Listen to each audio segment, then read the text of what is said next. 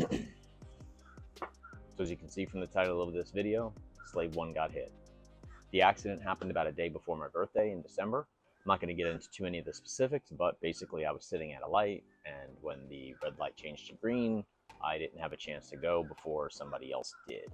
They rear-ended me, and you know, most of these old cars, you think they're really heavy steel and they're going to be great, but a Silverado is a little bit taller than this car, so it actually kind of went right up and on top of the car. You know, most of the time when you get in an accident with an old car, a newer car is going to suffer worse, you would think, because it's cheaper steel and it's just not going to do as well. But that's not always true. If it hits it just right, it's going to just destroy the old car. If you ever see that National Highway Safety video about a 2005 or something Impala hitting a 1959 Impala, you'll know why. So the damage that occurred when the vehicle hit me from behind was that the quarter got crushed in, this inner quarter got crushed, and the trunk got absolutely obliterated. So it was a little bit higher than my trunk and actually just kind of came up and over and then shot my car out from underneath it. Luckily, it didn't hit the back glass, which is pretty much unobtainium. You basically buy a parts car just to get the back glass on this car. It's mostly because it's a two-door sedanette, and I was able to buy every other glass piece for this car, and I have new glass everywhere except for the back window. They just don't sell it. So I haven't made an update on it since December because I didn't really know what was going to happen. I know if the insurance company tried to total that out, I would most likely buy the car back from them and get it all repaired anyway. I knew the damage wasn't that bad. I did have the car insured properly, so on my side at least, I knew I'd be getting paid at least pretty close to the value of the vehicle.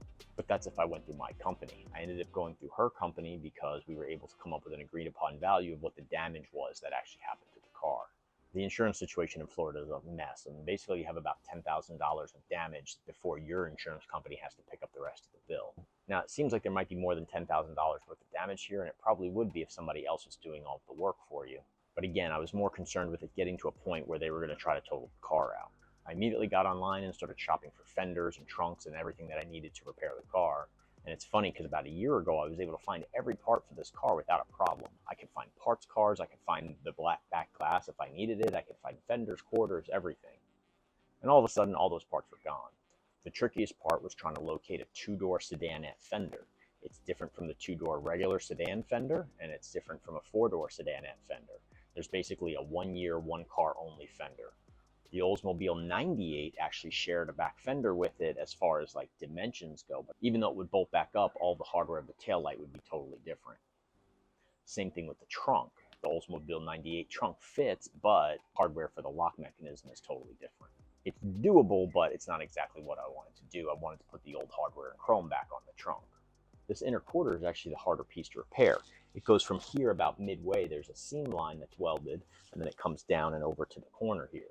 One of the biggest problems is that I either have to repaint the entire car or faux patina the side of this. I hate the idea of faux patinaing this car. 70-year-old paint, and it looked gorgeous how it was. In my first video, I talked about how much I love the fact that this car took 70 years to get looking like this, and I don't want to mess with it.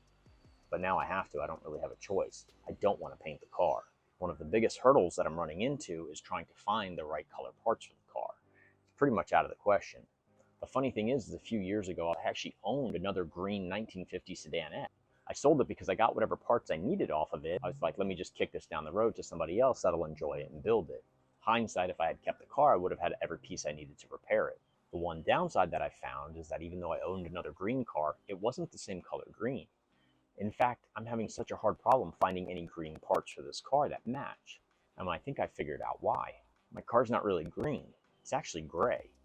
The body tag that's in the front of the engine bay actually decodes everything about the car. It tells you what trim level you have, what model you have, and what color the car was supposed to be originally from the factory. This car's never been painted. It's very clear. You can check everywhere and you can just see that it's the factory paint on it. But it's green and the body tag says it should be gray. So I went down a couple paths trying to figure out what was going on with this car. Turns out in 1949, there was a green that was really similar to this car. In fact, I ordered a little sample tag to see what that green looked like. And it was close, but it still wasn't the exact right green. So I did a little bit of research on the Buick forums, and somebody brought up the fact that the Buick gray actually turns a little bit green over time. But I questioned this because the areas that aren't in the sun are the same color. You would think that if the gray was changing colors over the years, the sun exposure would be mostly on the top, and then underneath or on the rocker panels, you wouldn't really see that color change. And what the person explained to me was that it was actually a chemical change that was happening, and all these grays are greening over time, and you eventually end up with a green car. This kind of made sense to me because when I first had the car, it had a very um, warm green color to it.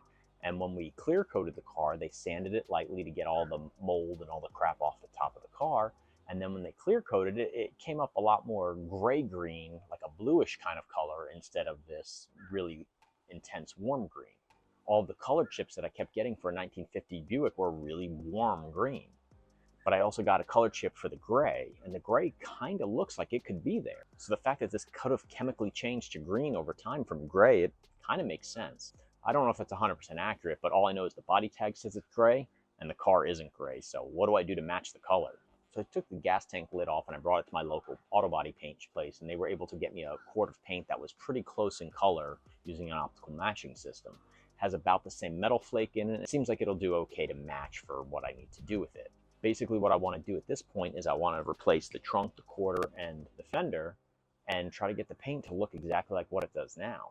This is going to be really tricky, and I've never done this before. I know there are shops that specialize in faux patinas and all of that stuff, but I think I'm just going to do this myself. I think I can handle the paint work, and really I feel like it's going to take more of an artist side to match the patina.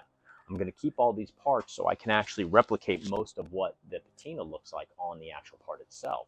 So hopefully when everything's all said and done, you won't really be able to notice that anything was done. Only the people on YouTube will actually know what happened to the car. So don't tell anybody my secret. So the hardest part about finding all the parts for the car is that this is a 1 year, one body style only for the majority of the parts on this vehicle. From the A-pillar forward, most of the parts are the same. So if you need a front fender for the car, you can pick it up from a 4-door, 2-door, a station wagon, doesn't matter, they're all the same vehicle. But from the window back, that's where everything starts changing. A 2-door sedanette like mine doesn't share anything on the back corner from a 2-door sedan, except maybe the bumper and the taillight housings. I don't even know if the stainless on the side of the car actually fits. I think it might, but not necessarily. There were some parts that I was able to get from a different year car, like the taillight surround and the actual lenses themselves. They were used across multiple years. But when it comes to the fender and the quarter and the trunk, I couldn't find one anywhere. Looked on eBay, I could find brand new old stock fenders for this car for every corner, except for the right rear. I found a brand new old stock driver's side fender for the car, but I couldn't find the passenger one. I wouldn't have minded getting a part out of a junkyard as well. I called most of the big yards and I wasn't able to find a 2-door sedanette. A lot of them had 4 doors and other things. A 4-door doesn't have as long of a fender. The rear door comes about halfway through the wheel arch, and on this car, the fender takes up the entire thing up to the door. I decided to not wait for the insurance settlement to figure out what I was going to do with the car. I immediately started buying parts and tracking down all the stuff that I needed to repair the car. I put in a bunch of phone calls to friends of mine that might have had leads on the parts, but I really came up with nothing. I was able to track down a trunk for the car a couple of hours away in Inverness, so I drove up there on the weekend, picked it up, and brought it back. The trunk was in great shape. There's one little tiny spot of rust, but it's painted black. It doesn't really get me anywhere with the patina. I wasn't able to find a 2-door fender, so I ended up buying a 4-door sedanette fender on eBay. It was a new old stock. It's never even been mounted on a car. It does have a little bit of rust on it, but it's just surface rust from sitting wherever it's been sitting for the last 70 years. So the original thought was to keep this fender, cut it in half, and butt weld the 4-door fender together and make the repair. But I'm still not super crazy about that. It means I may have a wavy seam in the middle of the fender, and I don't really like that. That fender only cost me a couple $100 off eBay, so I kept looking. And I was able to finally track down a 2-door fender online. The car was listed as a 4-door car, so I passed by it like 3 or 4 times until I actually stopped and looked at the pictures, and I was like, no, that's a 2-door sedanette, not a 4-door. So I called the junkyard up and I said, hey, is this a 2-door or a 4-door? Can you get somebody to actually put eyes on this vehicle and let me know what it is? They were able to tell me that it was in fact a 2-door car. So I went ahead and ordered the outer and inner fender for that car. They just haven't gotten here yet. It's actually a little bit more of an involved process because it's such a large part. They're going to go out to the car, make sure they're cutting off the right amount of material that I need to do the repair. The fender will actually be unbolted, but this inner quarter is welded to the car, and so I'm going to have to tell them where I need it cut. Here it's going on about 8 weeks now. I'm waiting for them to actually get it done. Once I have all the parts, we're going to decide if we're going to bend this quarter out or if we're going to use the one that came from the junkyard. If we use junkyard one, I'm going to have to cut and weld, which definitely means I'm going to have a seam and some Bondo. Maybe I'll be able to learn how to lead fill and fix it better, but I don't know. We're going to have to see. The good part is there's a factory seam right where it needs to be cut, and that's where it actually buckled. Then it's going to be on to paint restoration, and I'm going to be doing every trick in the book to try to recreate this patina properly. I'd actually like to do authentic patina and not just look like fake shit. The fender that I'm getting actually has patina on it already, and it looks like a great fender structurally, but the only problem is it's a tan car instead of a green or gray car, whatever the hell this is. So with the green paint that I had matched at the auto body store, we can change that tan to a gray or green or whatever and make it look presentable on the car. For the trunk, I'm just going to be trying to recreate the patina pattern that's on this trunk now. So I'm going to line the two trunks up next to each other and just try to replicate everything from one to the other. Now, a few people have mentioned, well, get a good body guy, they can bang that out. And they probably can to a point. It's really hard to move this old metal. And even if you can get it to move out, which somebody probably can, you're going to end up filling that with a lot of body filler. So what's better, having the original fender on the car but banged out with a bunch of Bondo on it, or a fender off of another vehicle? I don't know. I can't really decide at this point. But I decided to go the route of putting the new fender on the car for now, and we're going to see how that works. If I decide that the color doesn't match right later on, I'll still have this fender, and I can always have this one banged out and repaired. In fact, that might be the better way to go once it's off the car anyway. But ultimately, that's still going to need paint repair, and I'm still stuck with trying to actually match that body color. The one benefit will be I'm only trying to match it in this little area instead of the entire fender. But I'm still going to have to address the same issue here on the quarter, whether we're banging it out or replacing it, and the trunk. I don't really have a choice. There's not much I can do to repair this trunk. It's pretty caved in. The only way I was actually able to get the trunk open was to rip this whole lock assembly out because everything was folded in on itself. So the trunk wouldn't pull up anymore because the latch was actually caught underneath the bar that holds the latch down. So this entire piece was pushed so far down, it's holding on to this bar here and wouldn't clear it. I even jumped into the trunk through the back seat and was able to get down here, but I couldn't get access to these actual bolts to release it to let the trunk go up.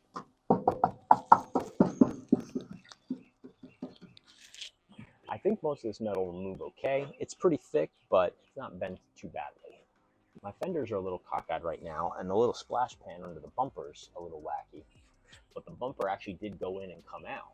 What's funny is there was no damage to the bumper at all. I don't know how that happened. I don't know if it's the driver's or the passenger side, but I actually have two new overriders and the connector bar. Brand new chrome ready to go and be installed in the car. I just need one of these still. And I also have a whole new bumper from the parked car that I bought years ago, but I don't know that I need to replace it.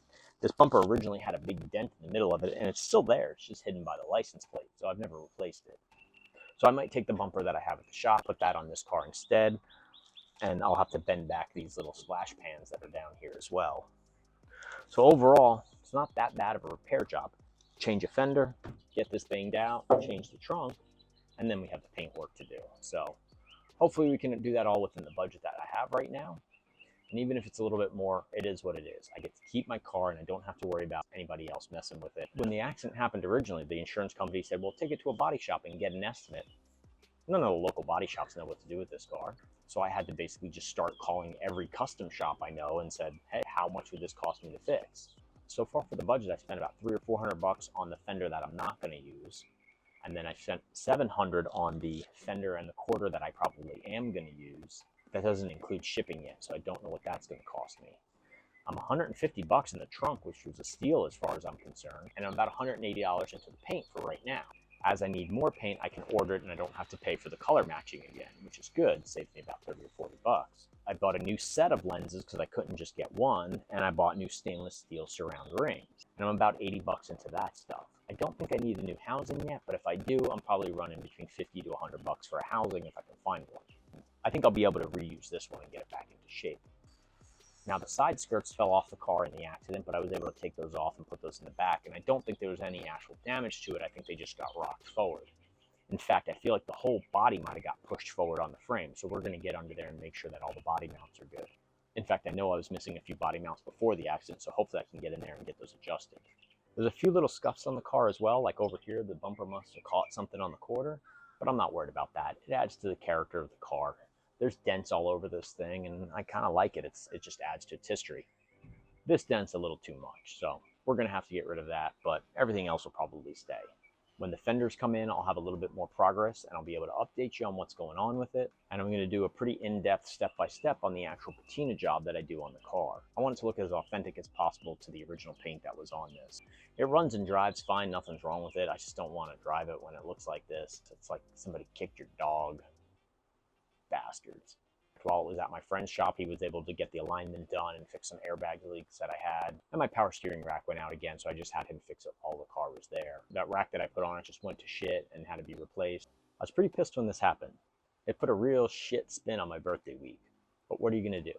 I love driving my cars. I'm going to drive them. and stuff's going to happen to them, and you just have to be prepared for it. The best advice I can tell you is be insured properly and try to be as aware as possible of what everybody else is doing around you. You can't have these types of cars and expect that everybody else is going to treat them with the same respect that you treat them with. There's no way to prevent this type of thing from happening except for keeping them in a garage. I like driving my cars. I want it to be an adventure every time I go out. I don't want to keep them locked up in my garage just to keep them safe from rain and everything. Although I do. Stop texting and driving and pay attention to what you're doing. This is one of my favorite cars, and it really sucks to see it like this. So please like and subscribe, and the more you do that, the quicker I'll get it fixed. So appreciate it, and see you next time.